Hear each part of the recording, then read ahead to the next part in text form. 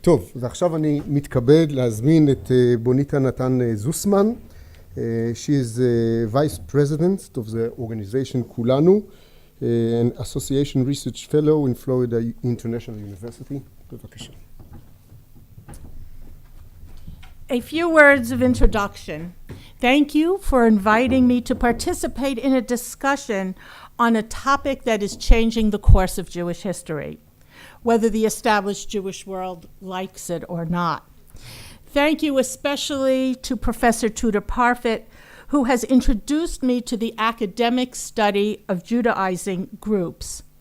I'd like to dedicate my little talk to Jack Fetlowich, whose work in Ethiopia set the agenda for future exploration and work, who until 2 weeks ago I knew little about, till I attended a presentation by Professor Emanuela Travisan on his life and contributions that helped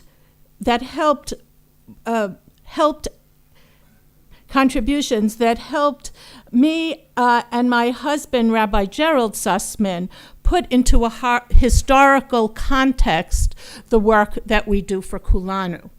Kulanu, which means all of us, an organization of volunteers, I am a volunteer, was founded 21 years ago to encourage and address the needs of returning, emerging, and isolated Jewish populations around the world. Returning are those that claim Jewish descent, emerging are those that come from a different religious tradition, and isolated are small established Jewish communities that have limited access to Jewish resources. Any insights that I may share come from my travels to Nicaragua, Cameroon, India, Gabon, Cote d'Ivoire, and Papua New Guinea, and my personal email correspondences and Skypes with emerging Jewish populations in Brazil, Madagascar, Costa Rica, Suriname, and the Dominican Republic. All in all, Kulanu has involvement in about 40 different communities around the globe, and Sandy Leader, a Kulanu board member, is in the audience. Kulanu tries to address the Jewish and spiritual needs of every community that approaches them for help, regardless of their denominational bent. Kulanu's communities run the gamut of Jewish denominational spectrum from many strands of orthodoxy, including Kabbalistic. We just met a community in Abidjan, Cote d'Ivoire, who is a spin-off of the Kabbalah Center that opened up there about 20 years ago.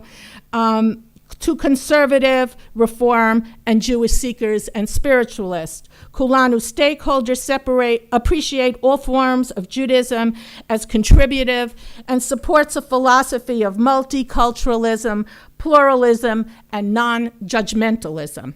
Now to address the question. The communities that I deal with think of themselves as having a desire to join the Jewish people. For most, they are seeking a spiritual connection in the religious sense of the word. They usually are leaving some strong Christian tradition that they have become disillusioned with for some reason. Either it stopped making logical sense to them, like in Cameroon, or they had a revelatory moment that came from outside of them that revealed to them that Judaism is the true path and the true faith.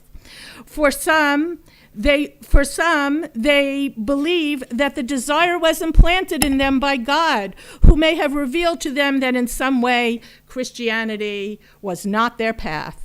Some say they never fully were happy in their born faith and always were looking for something else. They found it in Judaism. For some, it is a connection to the Jews of the Bible. For others, it is the history of the Jewish people. For others, a connection to the land of Israel, oftentimes a biblical connection which they know well from their Christian traditions that they are leaving. For everyone, they want to be part of a worldwide Jewish community. Some want to make their contributions to it, whether it be liturgical or cultural. For most, theirs is a desire to become part of the Jewish story. Myth, if you will, and I use it in the deepest sense of the word, myth meaning what shapes their lives and beliefs. They want to live in the Jewish myth or story. They want to live in the Jewish calendar year and celebrate for themselves and their families and their communities, Jewish holidays and life cycle events. They often see their own personal histories and stories of their communities as a Jewish story of the weak overcoming oppression and becoming the victors. Some from strong evangelical backgrounds see the resurrection of the Jewish people after the Holocaust as the fulfillment of the prophecies of return and collection of exiles, and they see their own circumstances in it. Their choice puts them at odds with their families, and the most frequent asked question on my travels with my husband, when we say, ask us anything, they say, what do we do with my Gentile father who wants me to eat pork, or they want me to attend funerals on Saturday when I won't travel on Saturday. So the odds, the discord that they endure with family and friends, and sometimes in their communities, is a huge price they pay for this choice. They suffer economic loss for their choice. We just came from Gabon, and Pascal, who was an evangelical preacher, had a vision at night that he was barking up the wrong tree, and he needs to practice Judaism. Are you giving me a sign? Okay. And needs to practice Judaism.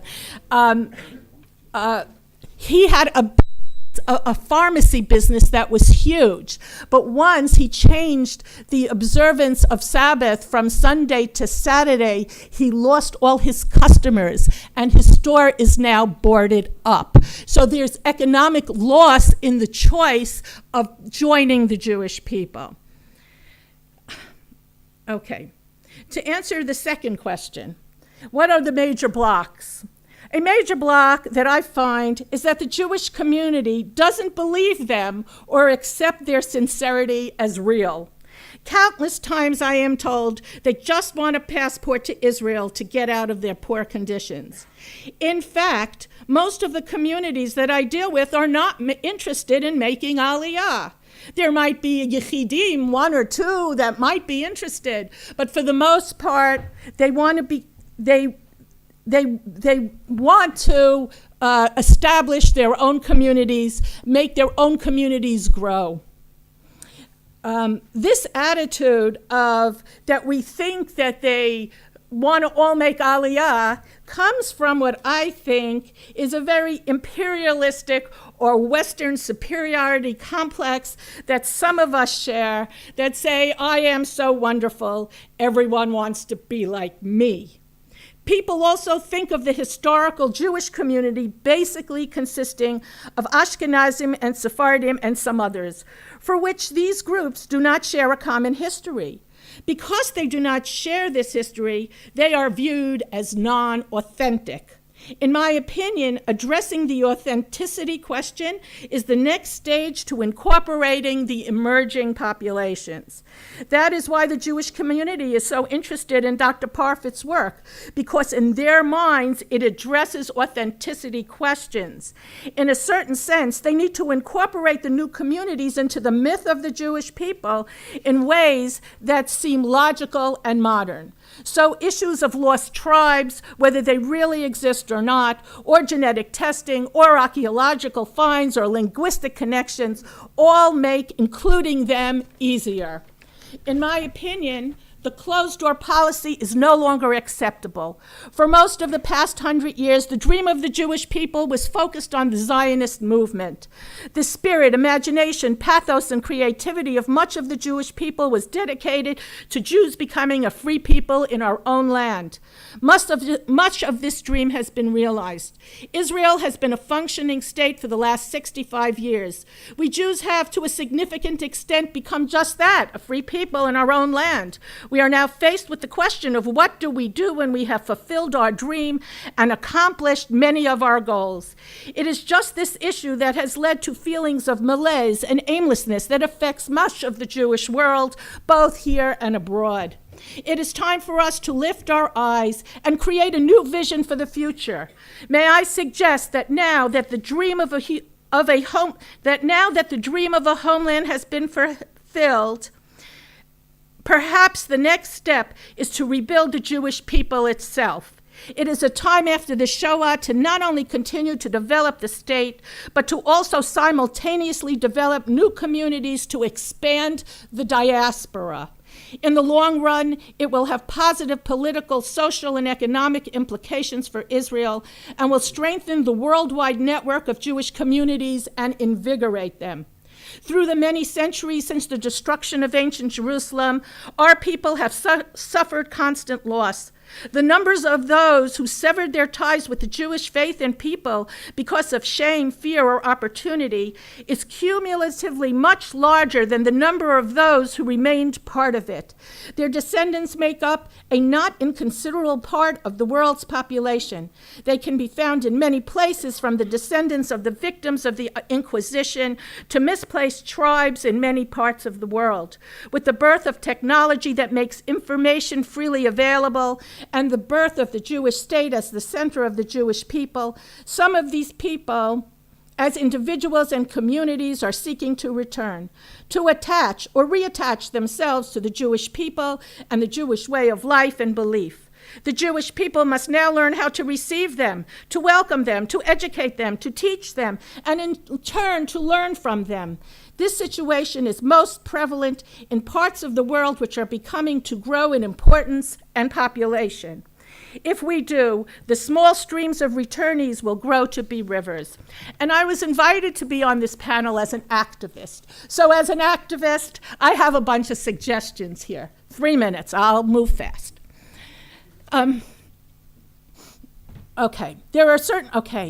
Here are some suggestions. I'm skipping a paragraph.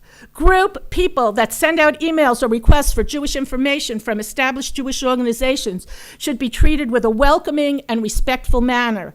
Minimally, they should be responded to and not ignored. I frequently hear that the communities that have finally found Kulanu often report that they, over many years, have tried to contact established Jewish groups and no one responds to their emails and inquiries but us.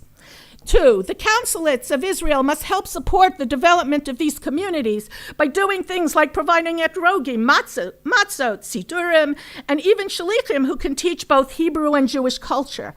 The consulate should reach out to these groups in the same way that they reach out and cultivate relationships with established communities. Israel needs whatever friends they can get. I often hear of a situation where a member of an emerging Jewish community tries to establish a relationship with the consulate and the doors are closed, like in Cameroon and Cote d'Ivoire. When my husband and I went to Cameroon, there is an Israeli embassy there. We asked if they had any connection, and they said, no, the doors are closed for us. So 2 New York Jews, sheyodim ledaber ivrit, knocked on the door of the consulate, and the doors were open, and they made an appointment with us and our Cameroonian friends to go meet the assistant ambassador. The program of the Jewish Agency to develop young Jewish diaspora leaders who are connected to Israel, called Securing the Jewish Future, has plans to send young people from diaspora communities in North America and Europe to do green, sustainable projects around the world in impoverished communities. They should begin with the Jewish emerging populations in Africa and India. This will strengthen both. There should be a massive effort to raise money from the federations in the U.S. and the Jewish Agency. Any cooperative projects that Israel does to develop relations in Africa and around the world should at some point include the emerging Jewish populations in these communities. A word about, regarding conversions. Conversions should be looked at by the sincerity of the convert and their desire to convert, and not by who signed the documents. In Nicaragua, a 59-year-old man with heart condition and diabetes underwent a circumcision for conversion. Can we question his sincerity? Another way would be to find the most lenient halachic opinions around this and codify them. Just one more final thing. I have 2 short things. I'll make it short. One is regarding the Messianics. For most Jews, the term Messianic conjures up crusades and conversion and every negative images. But I have found in my travels that Messianics come in different colors. And the step before becoming Jewish often is the step before is really a messianic type of Jew. The door should not be closed to messianics. And finally, the last point, we should set up a fund for Jewish renewal, for renewal of Judaism, that pays the expenses of the Batei Din to travel and the expenses of the convert. Or better yet, set up a worldwide agency like the World Zionist Congress in Herzl's time, whose vision and mission is to rebuild the Jewish people, to draw people closer to Jewish association and help strengthen and establish new Jewish communities around the world. Thank you.